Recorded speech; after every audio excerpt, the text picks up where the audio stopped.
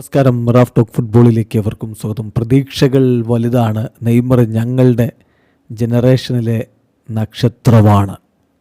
നെയ്മറെക്കുറിച്ച് ഇങ്ങനെ പറയുന്നത് വിനി ജൂനിയറാണ്. ഇന്ന് യുവേഫ ചാമ്പ്യൻസ് ലീഗിൻ്റെ റൗണ്ട് ഓഫ് 16 ആദ്യപാദ മത്സരത്തിൽ റയൽ മാഡ്രിഡ് അത്ലറ്റിക്കോ മാഡ്രിഡിനെ നേരിടുന്നുണ്ട്. അതിന് മുന്നോടിയായിട്ട് ഇന്നലെ മാധ്യമങ്ങളെ കണ്ടത് ആഞ്ചലോട്ടിക്കൊപ്പം വിനി ജൂനിയറായിരുന്നു.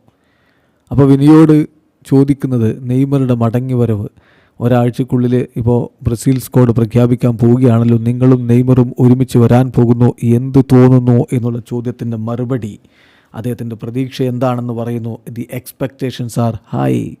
നെയ്മറുടെ മടങ്ങി വരവിൽ പ്രതീക്ഷകൾ വളരെ വലുതാണ്. കാരണം നെയ്മർ എന്ന് പറഞ്ഞാൽ ഞങ്ങളുടെ തലമുറയിലെ നക്ഷത്രമാണ്, സൂപ്പർ സ്റ്റാറാണ്. തീർച്ചയായിട്ടും വളരെ ഹാപ്പിയാണ് നെയ്മർ തിരികെ സാൻഡോസിലേക്ക് എത്തിയതിൽ. അദ്ദേഹം വീണ്ടും ഗോളടിച്ച് തുടങ്ങി എന്നതിലും ഞാൻ ഹാപ്പിയാണ്. ഏറ്റവും പ്രധാനപ്പെട്ട കാര്യം നെയ്മർ ഹാപ്പി ആയിരിക്കുക എന്നതാണ്. നെയ്മർ ഹാപ്പി ആണെങ്കിൽ പിന്നെ ബാക്കിയൊക്കെ ഹാപ്പി ആയിരിക്കും.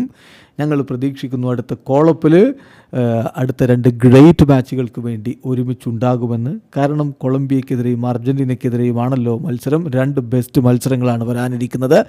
നെയ്മർക്കൊപ്പം ആ സ്ക്വാഡിൽ ഉണ്ടാവാൻ കഴിയുമെന്ന് ഞാനും പ്രതീക്ഷിക്കുന്നു എന്നാണ് ഇപ്പോൾ വിനി ജൂനിയർ പറയുന്നത്. ഏതായാലും നെയ്മറും വിനിയും റോഡ്രിഗോയും ഒക്കെ ഒരുമിച്ചാൽ വീണ്ടും പഴയ മികവിലേക്ക് ബ്രസീലിനെ കൊണ്ടുപോകാൻ കഴിയുമെന്ന പ്രതീക്ഷയിൽ തന്നെയാണ് ആരാധകരുള്ളത്. റാഫിഞ്ഞയും സാവിഞ്ഞയും പോലുള്ള മറ്റ് മികച്ച താരങ്ങളും ബ്രസീലിയൻ ടീമിനുണ്ട്.